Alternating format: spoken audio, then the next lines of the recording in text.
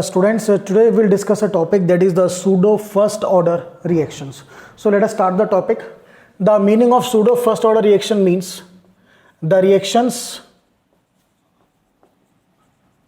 which seems to be of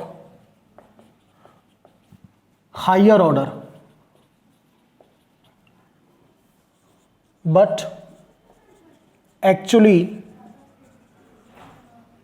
are of first order.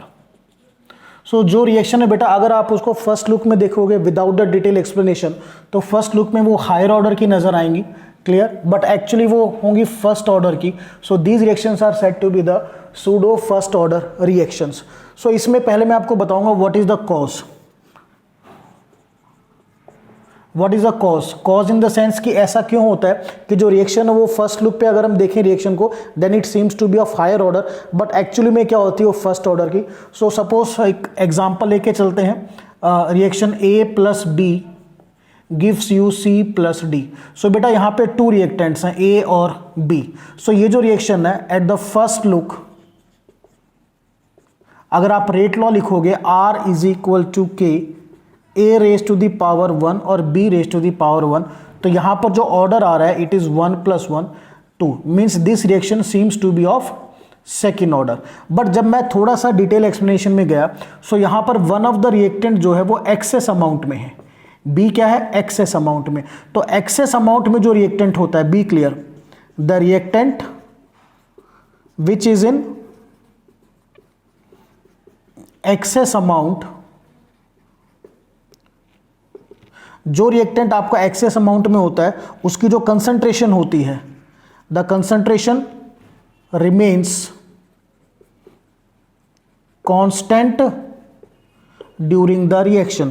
तो reaction में उसकी concentration में चेंज जो आता है वो नेग्लिजिबल आता है, और हम कह सकते हैं उसकी जो कंसंट्रेशन होती है वो क्या होती है? कांस्टेंट होती है. Be clear to all of you? So अब कांस्टेंट होने के बाद हम इसको यहां से क्या कर देते हैं, we normally neglect that particular reactant from the rate law, और जो एग्जैक्ट रेट लॉ आएगा that is R is equal to K A raise to the power 1. अब यहां से जो ऑर्डर आएगा वो आएगा आपका 1, that is it is a first order reaction. तो ध्यान क्या रखना है कि कुछ रिएक्शंस में one of the reactant excess amount में होता है, तो due to the excess amount वो इतना ज्यादा प्रेजेंट है कि उसकी जो कंसंट्रेशन वो नियर अबाउट कांस्टेंट रहती है, देयरफॉर हम उसको रेट लॉ से क्या करते हैं? नेग्लेक्ट. तो रीजन क्या है बिल्कुल ध्यान रखना, what is a main cause. तो कॉज अगर मैं यहां पे लिखूं, cause is one of the reactant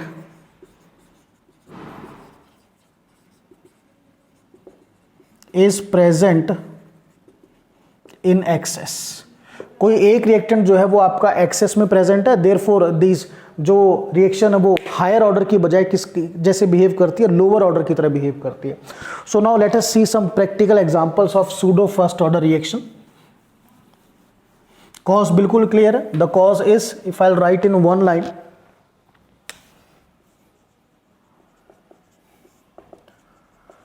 one of the reactant is present in excess. Now see some examples. So the first example is simply the hydrolysis of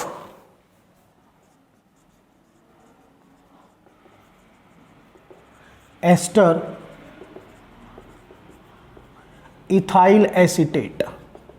First example is hydrolysis of ester ethyl acetate. The formula is CH3 COO C2H5. सो बेटा ester का nomenclature कैसे करते हैं? ये जो group है आपका C2H5, इसको पहले लिखोगे आप इथाइल, और 2 कार्बन के लिए कॉमन नेम में क्या होता है? एसिड, और एस्टर के लिए हम क्या लगाते हैं? 8. तो यहां पर जो नेम है वो है आपका ethyl acetate. Clear to all of you? चलिए अब इसका हमें क्या करना है? Hydrolysis plus water. चलिए अब इस हाइड्रोलिसिस में क्या होगा? Just see out carefully.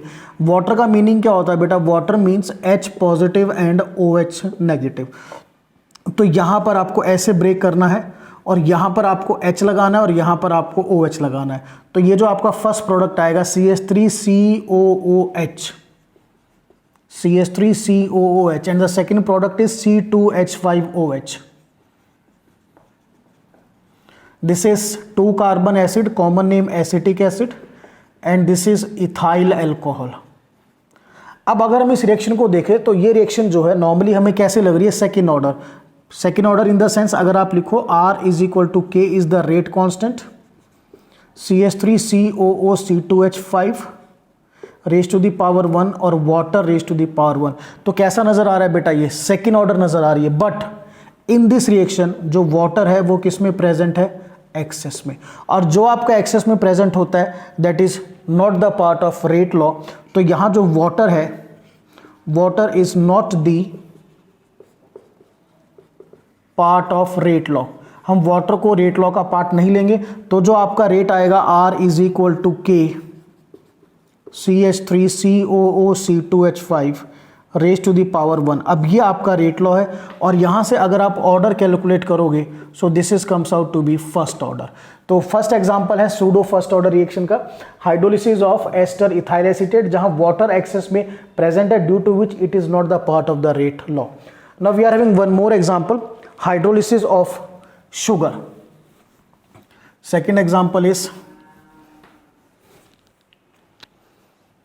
hydrolysis of sugar, cane sugar properly, या sucrose बोल सकते हो आप इसको, you can say the sucrose or you can say the cane sugar, C12H22O11, this is sucrose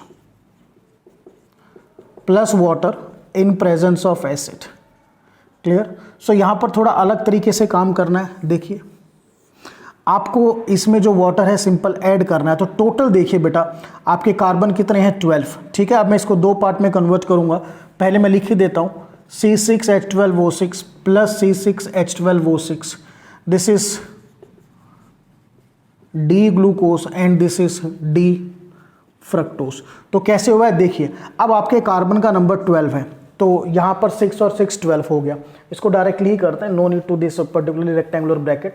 अब हाइड्रोजन कितने हैं, 22 और 2 24 हो गए, तो 12 प्लस 12 24।